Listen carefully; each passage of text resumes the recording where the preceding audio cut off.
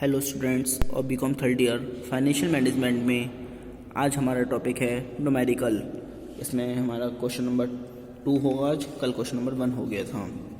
इसमें सुनिए, a company has issued 7% debentures of ₹100 each at par repayable after 12 years. Find out the cost of capital.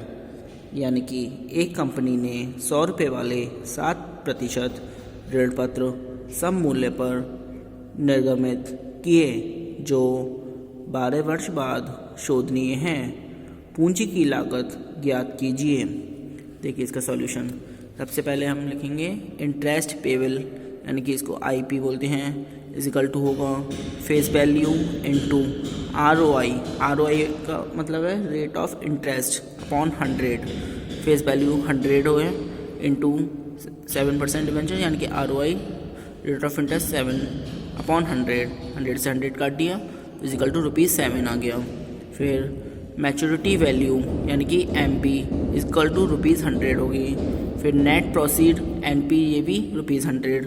तो और N बराबर यानी कि ऊपर दे रखा है आफ्टर 12 ईयर्स हो जाएगा। ठीक है। फिर अब सी बी बिफोर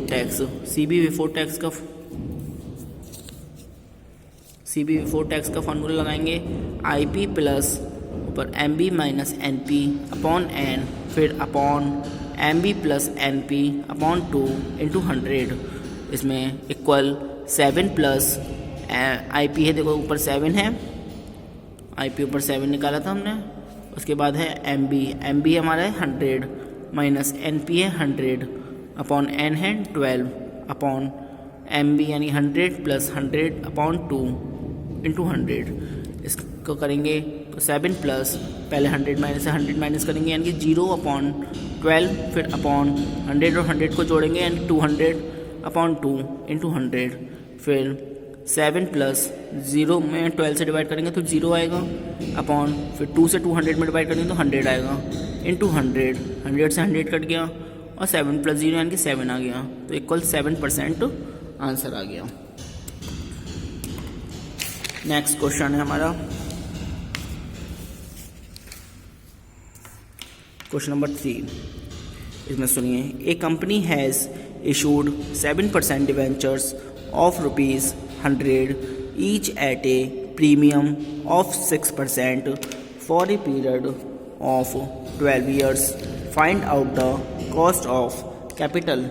कि एक कंपनी ने 12 वर्ष की अवधि के लिए 100 रुपये वाले 7% ऋण पत्र 6% प्रीमियम पर निर्गमित किए हैं। अब इसमें प्रीमियम आ गया। देखिए, पूंजी की लागत ज्ञात कीजिए। सबसे पहले सॉल्यूशन में यहाँ लिखेंगे I P equal face value into rate of interest upon 100। Face value आपका 100 इंटू रेट ऑफ इंटरेस्ट 7 है अपॉन 100 से 100 काट दिया, ₹7। फिर एन पी बराबर face value plus premium. Face value 100 plus premium में 100 इंटू 6 अपॉन 100, यानी कि प्रीमियम 6% है ना, तो 100 का 6% निकाल देंगे। तो 100 प्लस इसको कैलकुलेशन करेंगे, 100 से 100 काट देंगे तो 6 आ गया। 100 plus 6 equal to ₹106। M B equal ₹100 और एन इक्वल 12 ईयर्स बोल रहा है। अब सी बी बिफोर टैक्स निकालेंगे तो इसका फॉर्मूला लगाएंगे वही आई पी प्लस जो पिछले क्वेश्चन में बताया था हमने, M B minus N P upon N, फिर upon M B plus N P upon 2 into 100। तो आई पी है आपका 7 ऊपर निकाला था सबसे पहले, और एम बी है 100 minus N P 106 upon N है 12। फिर एम बी यानी 100 प्लस 106 अपॉन 2, ठीक है, इंटू 100। फिर 7 प्लस अब 100 में से 106 को माइनस करेंगे तो माइनस के 6 बचेंगे अपॉन 12, और फिर 100 प्लस 106 को ऐड करेंगे 206 अपॉन 2 इंटू 100। फिर 7 प्लस माइनस हो जाएगा। अब 12 से 6 में डिवाइड करेंगे तो 0.5 हो जाएगा अपॉन, फिर 2 से 206 में डिवाइड करेंगे तो 103 इंटू 100, फिर 7 में से 0.5 माइनस करेंगे 6.5 इंटू 100 अपॉन 103। अब इसके कैलकुलेट करेंगे तो 6.31% आंसर आ जाएगा। आगे देखिए, अब इसमें हमारा सेकंड पॉइंट होता है cost of preference share capital, यानी कि पूर्वाधिकार अंश पूंजी की लागत। इसमें सुनिए,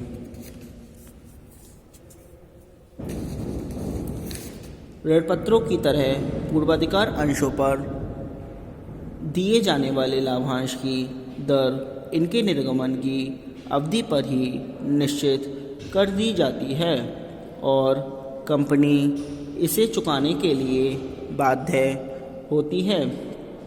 यदि कंपनी का लाभ पर्याप्त नहीं है या हानि है तो केवल गैर संचयी पूर्वाधिकार अंशों की दशा में ही कंपनी लाभांश भुगतान के दायित्व से मुक्त हो जाती है, अन्य पूर्वाधिकार अंशों के संबंध में नहीं।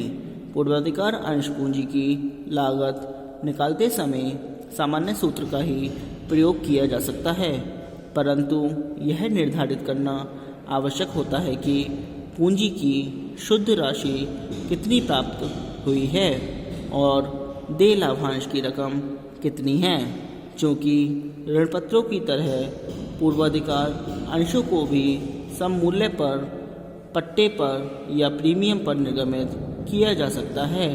अतः इनसे प्राप्त शुद्ध राशि की रकम अलग अलग स्थितियों में भिन्न भिन्न होगी, लेकिन इनकी एक निश्चित शोधन तिथि न होने के कारण ऋणपत्रों की तरह पट्टे या प्रीमियम का औसत समायोजन और साथ ही देय लाभांश में समायोजन आवश्यक नहीं होता है। प्राप्त शुद्ध राशि की गणना विधि निम्न प्रकार है।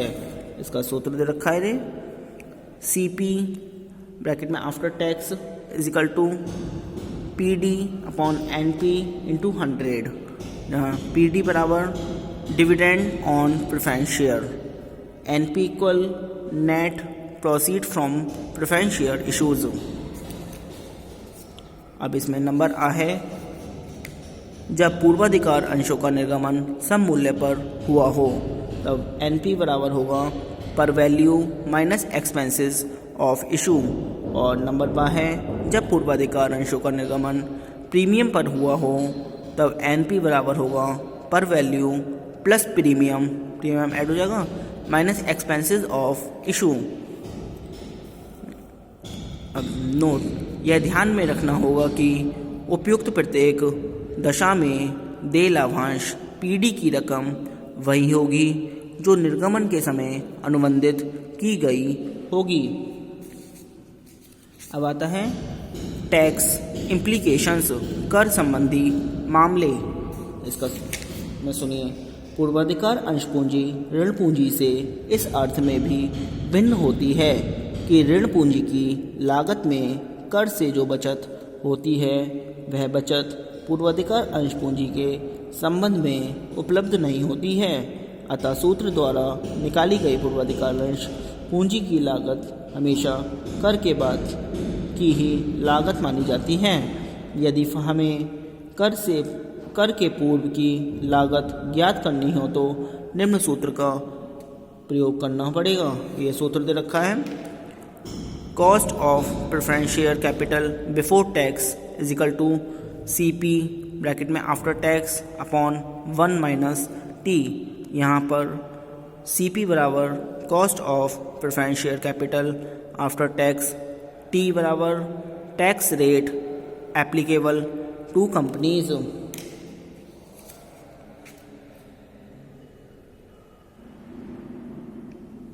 आगे देखिए, अब इसका आता है न्यूमेरिकल देखिए।